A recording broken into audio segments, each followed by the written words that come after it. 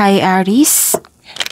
Welcome po sa ating channel at ito ay inyong monthly gabay tarot reading, love reading for April 2024. Please be reminded that this is channel reading po, sa maaari kayo makarelate o hindi.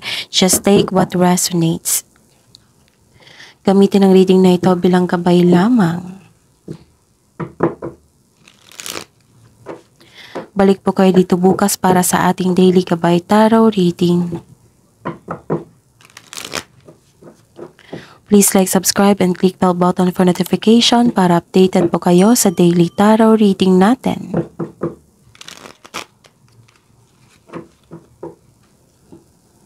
Para po sa gusto magpa-reading, maaari nyo pong makuhang link na sa description box po ito. Message nyo lang po ako sa messenger. Maraming salamat po.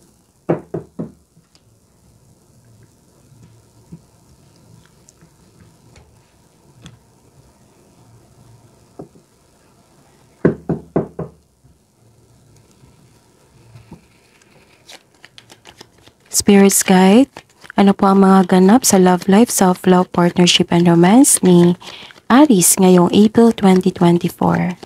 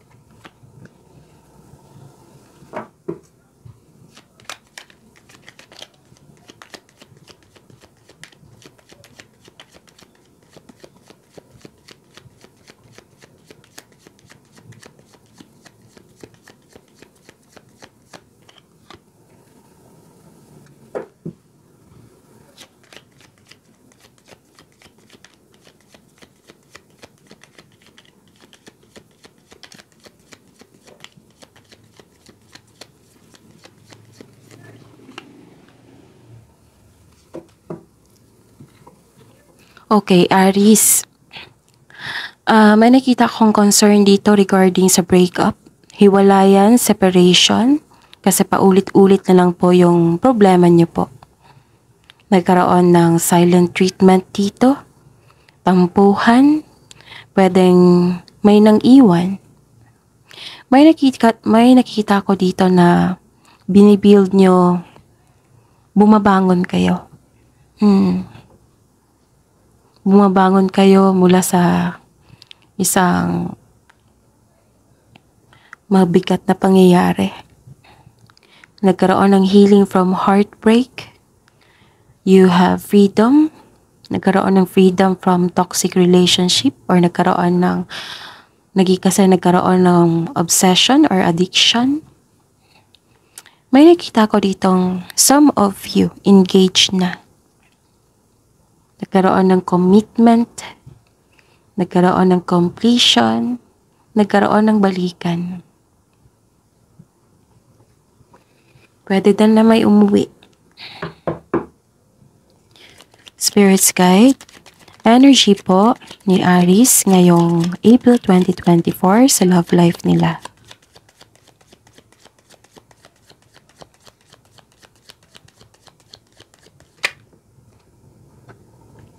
Sobra kayong nasaktan sa mga nangyari. Pero this is an ending, ha? Pagtatapos ng isang mapait na sinapit. Sobrang maraming nangyari. Nakikita ko naman dito na bumangon kayo.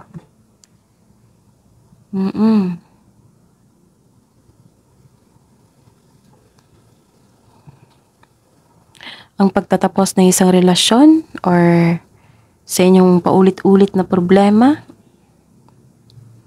ay humahantong sa inyo na patungo sa isang magandang bagong simula. Completion of cycle to eh. So this is the clarification para nagkaroon ng completion. Pwedeng nagkaayos, pwedeng naayos nyo na yung sarili nyo mula sa mapait na sinapit.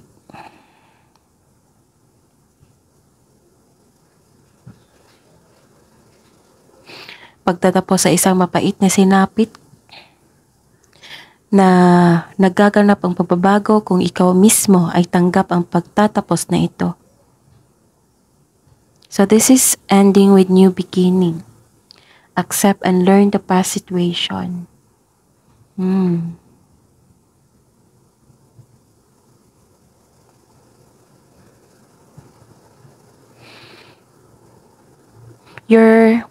Nagbigay ka ng time. So this is the clarification of your cards here na nagbigay ka ng time sa mga taong na nagbibigay ng inspirasyon sa inyo.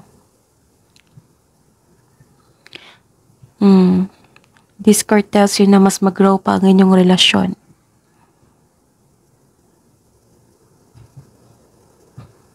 May plano kayo mag-travel or mag-decorate sa inyong bahay.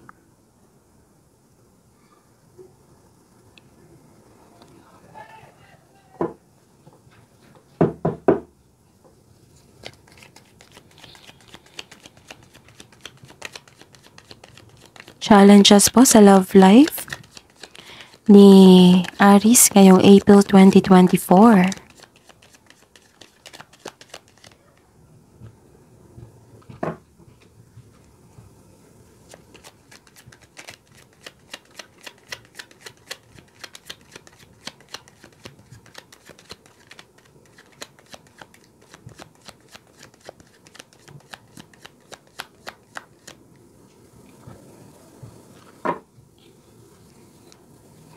This is a good sign na may nirelease kayong toxic traits, toxic na tao. This is recovery.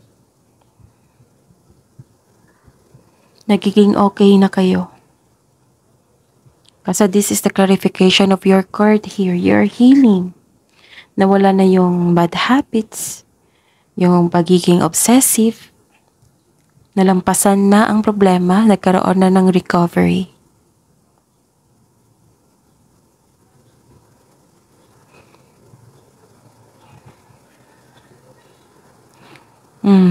May concern kayo sa isang tao na very controlling, kaya naging toxic.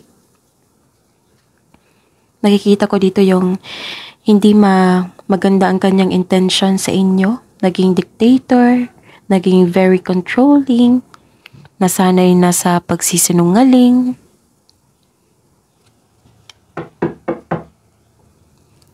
Spirits guide, kamusta po ang feelings ni Aries ngayong April 2024 sa love life nila?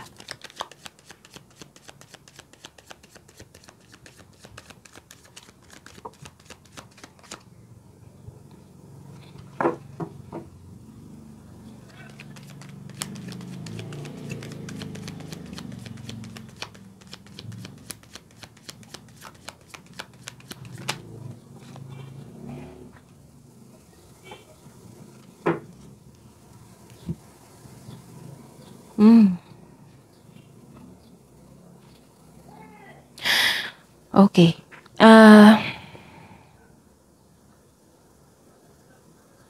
Nakikita ko dito na excited kayo sa coming monthsary nyo or anniversary para i-celebrate.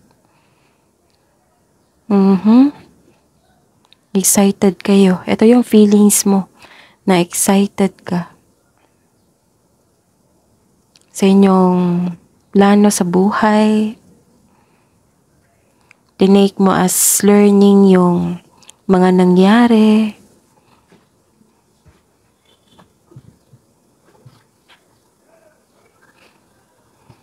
Okay.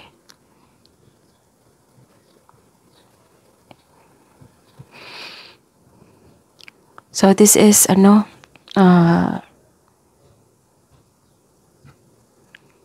nakikita ko dito na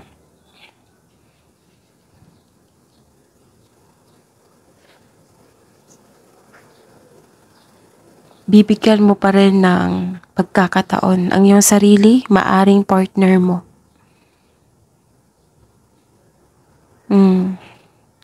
Nakikita ko dito na mapagbigay kayo, generous.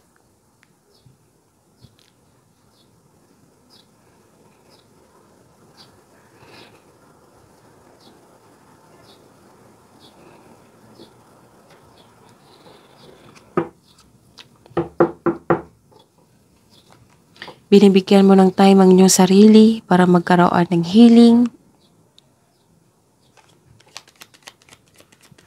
Aries person's energy, Spirit Guide. Aries person's energy ngayong April 2024.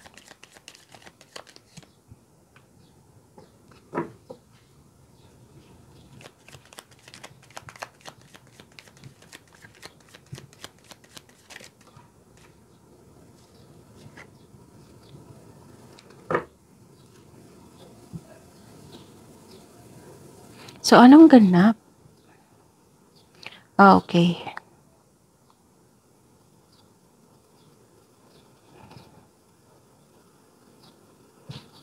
Actually, ano siya? Confused siya sa mga nangyari. Ini-ignore niya yung dapat na bigyan ng atensyon. Denial to na tao eh. Yung concern mo sa kanya na nagiging controlling siya na partner, denial po siya. Pero nakikita ko dito na may hidden motive po siya. Magulo ang kanyang iniisip.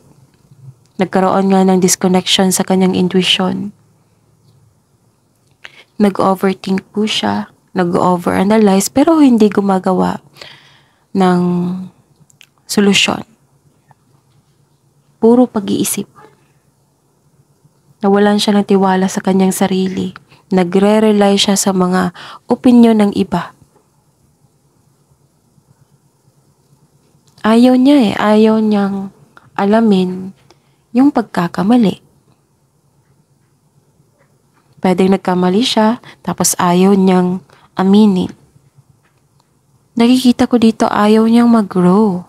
Bakit kaya? Parang, nirelease niya lang. Nasaktan siya, pero nirelease niya lang. Nag-decide siya mag-move forward.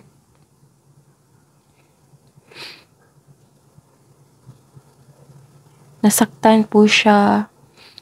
Malungkot po siya. Pero, nagkaroon ng, moving on. Pero nakita ko naman dito yung pag-deny niya. Nasaktan siya sa mga nangyari. Nagkaroon ng denial. Ini-ignore niya. May takot siyang nararamdaman eh. Parang naging selfish siya dito. Yung alam niya nasaktan ka. Wala lang, ini-ignore niya. May takot po siyang harapin yung katotohanan. Yung mga nangyari. Diba, sabi ko sa inyo, denial. Natatakot po siya.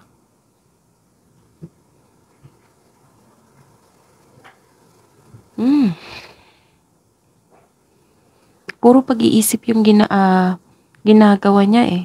Malungkot siya, pero puro pag-iisip. Gusto niya mag-move on, kahit alam niya na nasaktan ka. Alam niya na nahihirapan ka. Pero siya, pilit niyang ini-ignore. Gusto niyang unahin yung sarili niya. Nilet go niya. Malungkot siya sa mga pangyayari, sa pagbabago. Nagkaroon ng recovery, releasing the pain. Okay na siya ngayon. Okay na siya ngayon. Ikaw,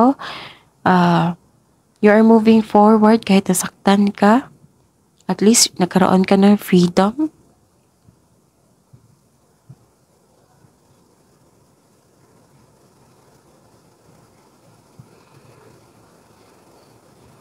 Ang hirap nito, yung sarili lang yung iniisip niya.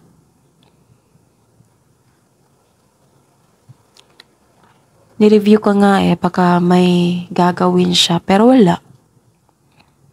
Wala lang, letting go. Ini-ignore niya yung mga nangyari. Kaya, paulit-ulit na lang yung pangyayari kasi ini-ignore niya. naging denial siya na very controlling partner siya, na nasanay na siyang nagkaroon ng pag-uugaling pagsisinungaling. Ayun. Parang ayaw niyang matuto. Ikaw, you're learning na. Natanggap mo na, tinake mo as lesson yung mga nangyari para hindi na maulit. Siya, ini-ignore niya. Kabaliktaran po sa kanya. So that is your reading, Aries, for your love life. So take nyo lang kung naka-resonate kayo. Kung naka-resonate kayo, comment down. Kung hindi kayo naka-resonate, ibigay nyo po sa iba. Kasi general reading po ito. Please like, subscribe, and click bell button for notification para updated po kayo sa daily tarot reading natin. Maraming salamat po.